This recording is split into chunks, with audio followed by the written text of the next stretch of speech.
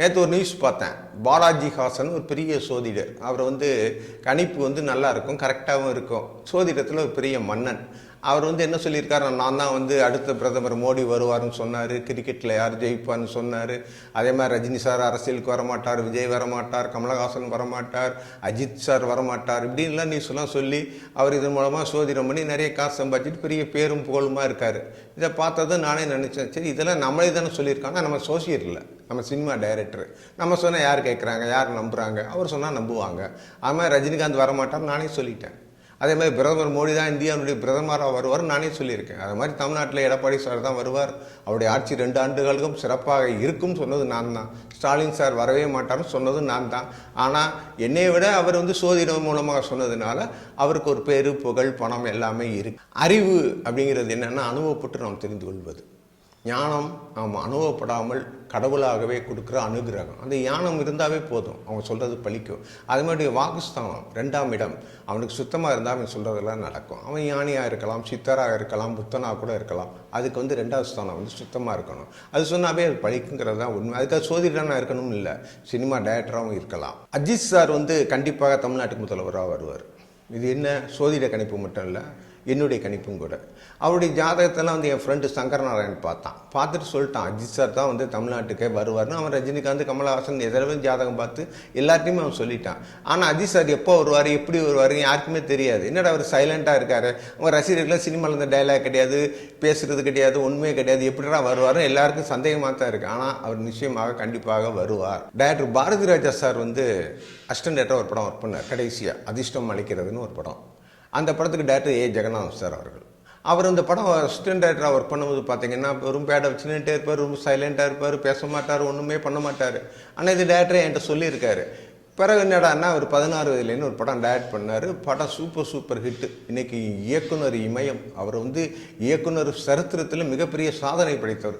என்னடா அவர் சைலண்டாக இருந்தவர் இன்றைக்கி இவ்வளோ பெரிய டைரக்டர் ஆகிட்டார்னு பார்த்தீங்கன்னா அவருடைய ஜாதகம், அவருடைய பொறுமை, அவருடைய திறமையை காட்டும் விதம். அதே மாதிரி தான் அஜித் சாரும் கண்டிப்பாக வருவார். என் ரூம் பக்கத்தில் தான் இந்த ஏஆர் முருகதாஸ் டைரக்டர் இருந்தார். அவர் அப்போ கலைமணி சார்ட்ட காப்பி ரைட்டராக இருந்தார். அதுக்கு பிறகு எஸ்.ஏ. சூர்யா சார் ஒரு வாலின்னு ஒரு படம் அஜித் சாரை வச்சு படம் டைரக்ஷன் பண்ணார். அவர்கிட்ட போய் அசிஸ்டன்ட் டைரக்டர் சேர்ந்தார். அது பாதியில் தான் போய் சேர்ந்தார். சேர்ந்தமே படம் வாலி சூப்பர் ஹிட் ஆனதும் இவர் நேராக அஜித் சார்கிட்ட போய் கதையை சொன்னார். ஒரு கதையை சொன்னதும் அவர் ஓகேன்னு சொல்லி தீனான் படத்தில் டைரக்டர் ஆகிட்டார். இன்றைக்கி பார்த்தீங்கன்னா ஒரு கமர்ஷியல் டைரக்டர், மிகப்பெரிய டைரக்டர் ஆகிட்டார். என்னடா அவர் சைலண்ட்டாக ஒன்றுமே இல்லாமல் ஒல்லியாக இருந்துட்டு இவ்வளோ பெரிய டைரக்டர் ஆகிட்டாரே நானும் ஆச்சரியப்பட்டேன். அதனால் பொறுமை, அவங்க ஜாதகம் டைம்லாம் வரும்போது பெரிய ஆளாக வந்துடுவாங்க. அரசியலில் பார்த்தீங்கன்னு வச்சுக்கோங்களேன், பேரறிஞர் அண்ணாவுக்கு பிறகு கலைஞரா நெடுஞ்செழியானா யார் முதல்வர் அப்படிங்கிற ஒரு போட்டி இருந்துச்சு. பிறகு கலைஞர்கள் எம்ஜிஆர் மூலமாக போய் நான் தான் முதல்வர் ஆகணும்னாரு. சரி ஓகேன்னு கலைஞர் அவர் முதல்வர் ஆக்கி விட்டார். அப்புறம் எம்ஜிஆர் என்ன சொன்னார்னா, எனக்கு ஒரு மினிஸ்டர் போஸ்ட் கொடுங்கன்னாரு. நான் மினிஸ்டர் போஸ்ட்டு தர்றேன், ஆனால் நீங்கள் சினிமாவில் நடிக்கக்கூடாதுன்னாரு. ஐயோ நமக்கு சினிமா தானே முக்கியம் அப்படின்ட்டு அவர் சினிமாவுக்கு போயிட்டார்.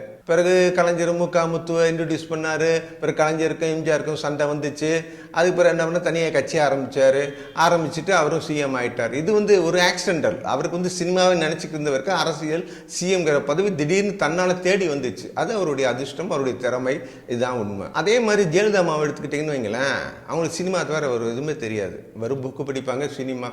அம்மா இறந்த பிறகு தனியாக இருந்தாங்க, ரொம்ப வாட்டம். என்னடா அது நமக்கு போர் அடிக்குதே, வேலை இல்லையே, என்னடா பண்ணுறது, சரி மறுபடியும் சினிமாவுக்கு போவோம் அப்படின்ட்டு அவங்க நேராக போய் ஏவிஎம் சரவணன் சார் போய் பார்த்தாங்க. சார் ஏதாவது ஒரு அக்கா கேரக்டர், அன்னி கேரக்டர் ஏதாவது இருந்தால் கொடுங்க சார், எனக்கு போர் அடிக்குது சார், வீட்டிலே தனியாக இருக்க முடியாது சார், ரொம்ப ஃபீல் பண்ணி கேட்டாங்க. சரிம்மா ஏதாவது இருந்தால் நான் சொல்கிறேம்மான்னு சொல்லி அனுப்பிச்சிட்டாரு. அதுக்கு பிறகு சாரை போய் பார்த்தாங்க.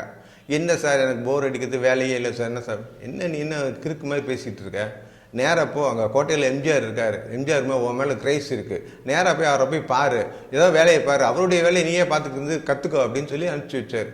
நேராக கோட்டைக்கு போனாங்க, எம்ஜிஆரை பார்த்தாங்க. அவர் பார்த்து என்னம்மா நீ படித்த பொண்ணு இந்தாவா அப்படின்ற ஃபைல்லாம் பாருன்னாரு.